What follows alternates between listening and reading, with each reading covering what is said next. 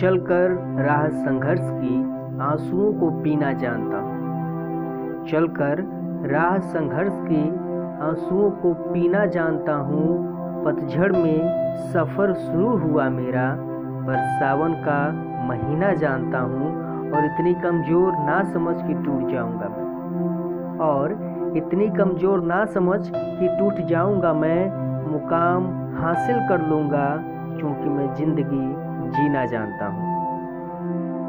तो प्यारे विद्यार्थियों, मैं हूँ सतीश विश्वकर्मा और आप देख रहे हैं स्टडी पॉइंट। जो अभी अभी चंद लाइनें आपने सुनी, ये इसी चैप्टर से रिलेटेड है जिसे सर हेनरी वॉटन ने लिखा है।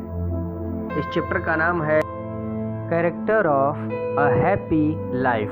जीवन में खुश रहने के लक्षण, क्या वो तरीके हैं, कौन सी वो चीज़ें हैं जिनसे जीवन को हैप्पी बनाया जा सकता है, वो हम सीखेंगे इस चैप्टर में।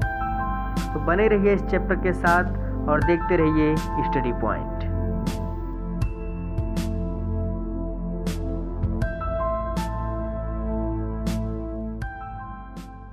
तो प्यारे विद्यार्थियों, आज का जो चैप्टर है वो होने वाला है क्लास 12 के पोइट्री सेक्शन के सबसे पहले chapter character of a happy life, composed by Sir Henry Wotton. ये चैप्टर काफ़ी इम्पॉर्टेंट होगा क्योंकि इससे काफ़ी सारे क्वेश्चन आते हैं आपके बोर्ड एग्ज़ाम में। और इस पूरे चैप्टर में सर हेनरी वॉटन द्वारा कुछ ऐसे तरीके बताए गए हैं जिनसे आप अपनी लाइफ को हैप्पी बना सकते हैं। तो चलिए वीडियो को स्टार्ट करते हैं, लेकिन वीडियो को स्टार्ट करने से पहले एक नज़र डालेंगे इस चैप्टर के राइटर सर हेनरी वॉटन के जीवन पर। सर हेनरी वॉटन एक इंग्लिश ऑथर थे। इनका जन्म 30 मार्च 1568 यानी 30 मार्च 1568 को इंग्लैंड में हुआ था। इनके पिता का नाम थॉमस वॉटन था। इन्होंने विंचेस्टर कॉलेज से अपनी पढ़ाई की।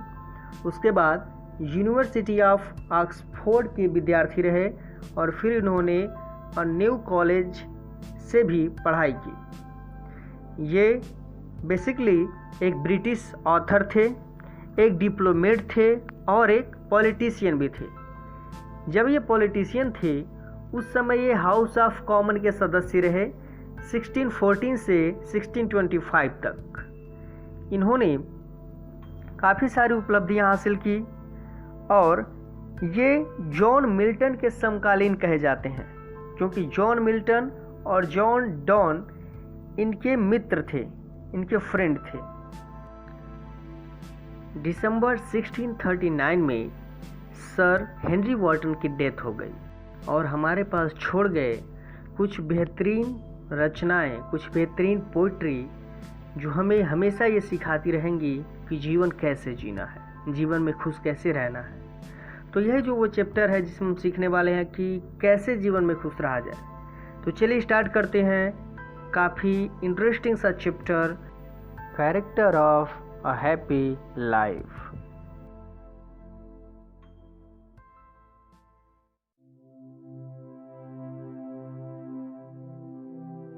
How happy is he, born and taught, that serveth not another will, whose armor is his honest thought, and simple truth his utmost skill। प्यारे विद्यार्थियों, यह कैरेक्टर ऑफ हैप्पी लाइफ का पहला स्टेंजा है जिसे हम आज डिस्कस करने वाले हैं। चलिए इसकी मीनिंग को जान लेते हैं। दिया है हाउ हैप्पी इज ही, यानी वह कितना प्रसन्न है। बॉर्न एंड टॉट, जन्म या शिक्षा से, वह जन्म या शिक्षा से कितना प्रसन्न है। दैट, जो, सर्व, सर्व का मतलब होता है सेवा करता है, जो सेवा करता है। नॉट एनदर विल, दूसरों की इच्छाओं का नहीं, अर्थात जो व्यक्ति दूसरों की इच्छाओं की सेवा नहीं करता है वह जन्म और शिक्षा से कितना अधिक प्रसन्न है। अर्थात जो व्यक्ति दूसरों की इच्छाओं का गुलाम नहीं है वह अपने जन्म से और अपनी शिक्षा से प्रसन्न है। Whose armour is his honest thought. Whose armour, armour का मतलब होता है कवच, जिसकी सुरक्षा कवच इज मतलब है हिज ऑनेस्ट थॉट, उसके ईमानदारी पूर्ण विचार। जिसकी सुरक्षा कवच उसके ईमानदारी पूर्ण विचार हैं। एंड सिंपल ट्रूथ, और साधारण सत्य हिज अटमोस्ट स्किल, और साधारण सत्य ही उसका एटमोस्ट सर्वश्रेष्ठ, स्किल का मतलब होता है योग्यता, और साधारण सत्य ही उसकी सर्वश्रेष्ठ योग्यता है। यानी whose armour is his honest thought, जिसकी सुरक्षा कवच उसके ईमानदारी पूर्वक विचार हैं, और जिसकी सर्वश्रेष्ठ योग्यता उसका साधारण सत्य है। Whose passions not his masters are, whose soul is still prepared for death, untied unto the world with care of princely fame or vulgar breath. प्यारे विद्यार्थियों, इसकी मीनिंग जान लेते हैं। दिया हुआ है हुज पैशन, पैशन का मतलब होता है मन की तीव्र इच्छाएं, जिसकी मन की तीव्र इच्छाएं नॉट हिज मास्टर्स आर, उसकी स्वामी नहीं है, अर्थात एक ऐसा प्रसन्न व्यक्ति जो अपनी इच्छाओं के नियंत्रण में नहीं है। Whose soul is still prepared for death, और उसकी जो आत्मा है वह सदैव मृत्यु के लिए तैयार रहती है, अर्थात जो मृत्यु से नहीं डरता है। अर्थात एक ऐसा प्रसन्न व्यक्ति जो अपनी तीव्र इच्छाओं के नियंत्रण में नहीं रहता है और उसकी आत्मा हमेशा मृत्यु के लिए तैयार रहती है। Untied unto the world with care, untied का मतलब होता है बिना बंधे हुए, अर्थात बंधन मुक्त। unto the world with care, सांसारिक चिंताओं से, जो सांसारिक चिंताओं से बिल्कुल मुक्त है। Of princely love or vulgar breath. Of princely love, princely love का मतलब होता है राजसीय प्रेम, या कहा जा सकता है कि राजा की कृपा। जो राजा की कृपा या राजसी प्रेम से बिल्कुल मुक्त है। और वल्गर ब्रेथ, वल्गर ब्रेथ बोलते हैं क्रिटिसिज्म ऑफ कॉमन पीपल, यानी सामान्य लोगों की आलोचना। अर्थात जो प्रिंसली लव यानी राजसी प्रेम से मुक्त है और वल्गर ब्रेथ और सामान्य लोगों की आलोचना से मुक्त है, वही व्यक्ति वास्तव में प्रसन्न है।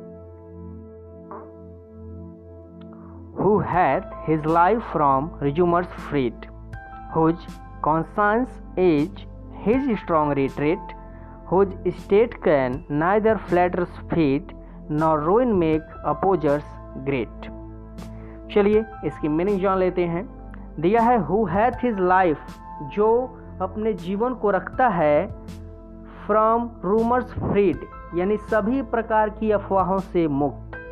अर्थात वह व्यक्ति प्रसन्न है जो अपने जीवन को सभी प्रकार की अफवाहों से मुक्त रखता है।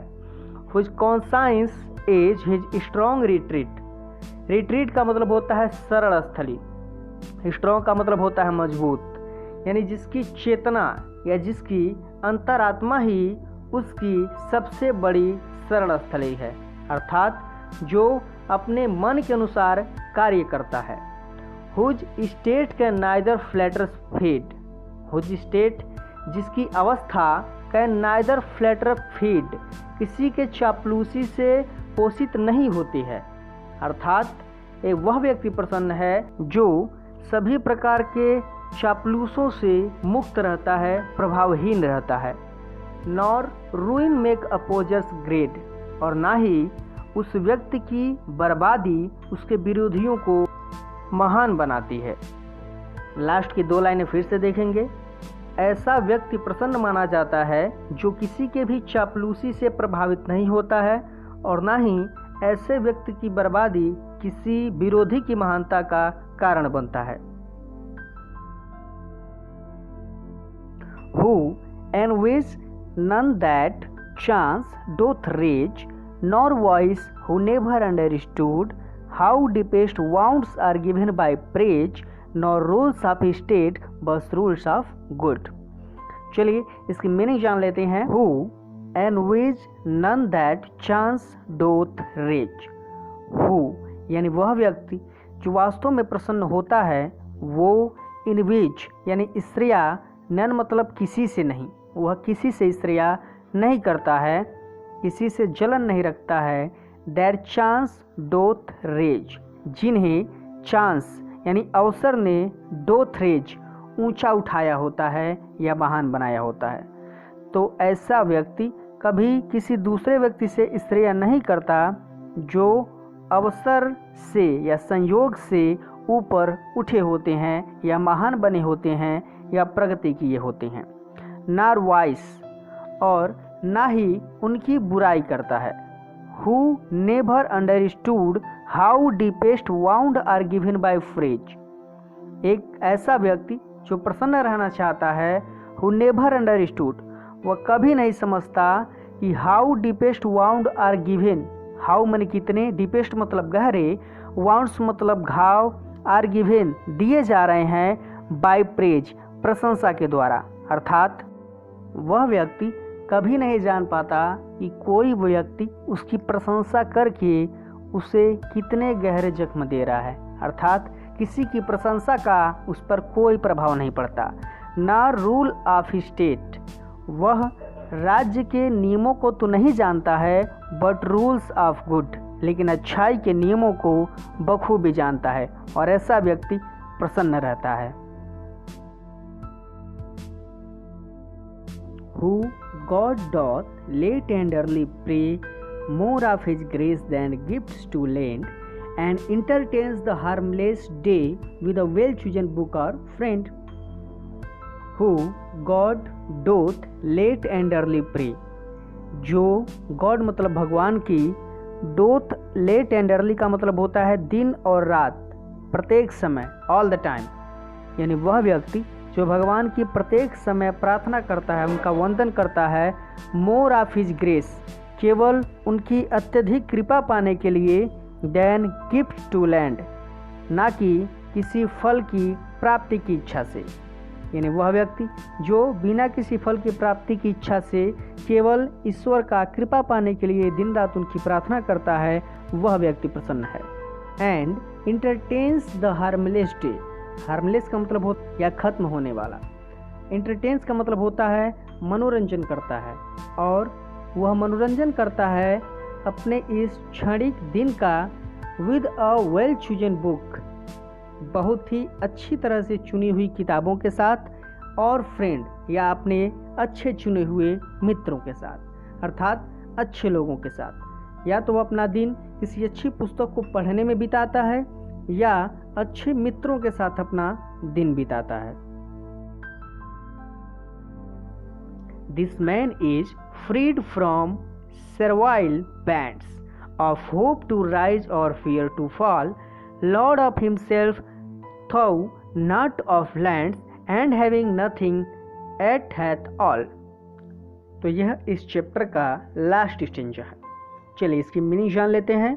कह रहा है this man is freed from servile bands, यानी यह व्यक्ति फ्रीड यानी स्वतंत्र होता है, फ्रॉम मतलब से, सर्वाइल का मतलब होता है गुलामी के या दास्तां के, बैंड्स का मतलब हो गया बंधन से, यानी यह व्यक्ति दास्तां या गुलामी की बंधन से बिल्कुल मुक्त होता है। Of hope to rise or fear to fall, of hope to rise, इसे ना ही बहुत ऊंचा उठ जाने की आशा होती है, और ना ही फियर टू फॉल, और ना ही गिर जाने का भय होता है, अर्थात इसे आगे बढ़ने या पीछे रह जाने का कोई भय नहीं होता है। लॉर्ड ऑफ हिमसेल्फ, लॉर्ड मतलब होता है स्वामी, ऑफ हिमसेल्फ मतलब स्वयं का, अर्थात यह स्वयं के मन का स्वामी होता है। थाउ नॉट ऑफ लैंड्स, भले ही वो विश्व का स्वामी न हो, लैंड का मतलब भूमि होता है, लेकिन यहाँ विश्व से मतलब है। And having nothing yet hath all, उसके पास वैसे तो कुछ नहीं होता है, लेकिन फिर भी उसके पास सब कुछ होता है, अर्थात उसके पास धैर्य होता है, संतोष होता है, जो सबसे बड़ी खुशी है। और ऐसा ही व्यक्ति हमेशा अपने जीवन में प्रसन्न रहता है। और ऐसे ही कुछ लक्षण हैं जीवन में प्रसन्न होने के। तो प्यारे विद्यार्थियों, ये चैप्टर खत्म होता है, लेकिन एक बहुत ही खास बात जो इस चैप्टर की है वो हम जान लेते हैं। इस चैप्टर में जितनी भी बातें लिखी गई हैं वो सर हेनरी वाटन द्वारा हिंदू फिलॉसफी से प्रभावित होकर लिखी गई हैं। भगवद गीता की कुछ लाइनों से, कुछ पंक्तियों से प्रभावित होकर सर हेनरी वाटन ने ये कविता लिखी है। दरअसल इस कविता का जो सार है वो श्रीमद् भगवद गीता से लिया गया है और उसी से प्रभावित होकर के सर हेनरी वाटन ने ये कविता लिखी हुई है। तो उम्मीद करते हैं कि ये वीडियो आपको काफ़ी पसंद आएगा, क्योंकि चीज़ें काफ़ी डिटेल में एक्सप्लेन की गई हैं। और अगर ये वीडियो पसंद आया तो वीडियो को लाइक करिए, शेयर करिए, चैनल को सब्सक्राइब करिए और बेल आइकन जरूर दबाइए, ताकि ऐसी ही वीडियो आप तक पहुंचती रहें, आपको मिलती रहें। तो आज की वीडियो में बस इतना ही। बने रहिए हमारे साथ और देखते रहिए स्टडी पॉइंट। मिलेंगे आपसे नेक्स्ट वीडियो में, तब तक के लिए जय हिंद, वंदे मातरम।